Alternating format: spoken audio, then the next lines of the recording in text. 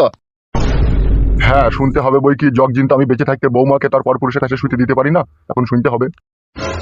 তাহলে আমি যেটা বলছি ভালো করে কথাটা মন দিয়ে শোনো। হ্যাঁ শুনছি, বলেন। তোমার বৌমা হচ্ছে খবিচুদা ইতলত মেয়ে। তাই নাকি? হ্যাঁ হে। তা তুমি তোমার বৌমাকে যদি ঘরে রাখতে চাও, আর তোমার বৌমা যা চুদুন খোর মেয়ে, ওকে একটা বিলাটি ডগ কিনে দিতে হবে। সেটা আবার কি ডগ মানে? আর কপালি চুদা, বিলাতি কুকুর কিনে দিতে হবে তোমার বৌমাকে। কুকুরলি কি করবে গো? ওর ওই মাসি ছেলের কাজটা ওই কুকুরেই করে দেবে। কি বলছেন এমএলএ সাহেব, আমার বৌমা লাজুক মেয়ে গো, 16-17 বছর বয়স, কুকুরে করবে? তাইলে ওর মাসি ছেলেই করুক, আমাকে আর বলার কি দরকার? সেটাও তো আমি মেনে নিতে পারছি না। তাহলে ওই একটাই রাস্তা, 12,000 টাকা দিয়ে একটা বিলাতি কুকুর কিনে লাও গা, আর তোমার বৌমায়ের ঘরে ছেড়ে দাও। তোমার বৌমা জানে যে কুকুরে কি করে, সে কুকুর দিয়ে কাজ চালিয়ে নেবে। ওইসব চিন্তা ভাবনা করার দরকার নয়, মাসির ছেলে থেকে অনেক বেটার হবে ওই কুকুরটা। আর তোমারও মনে কষ্ট হবে না, তুমি একটা জিনিস তো ভাবতে পাবা যে পর পুরুষে কেউ করেনি, আমার দিয়ে টাকা দিয়ে 12,000 টাকার কুকুর কিনে আমার বৌমাকে করছে।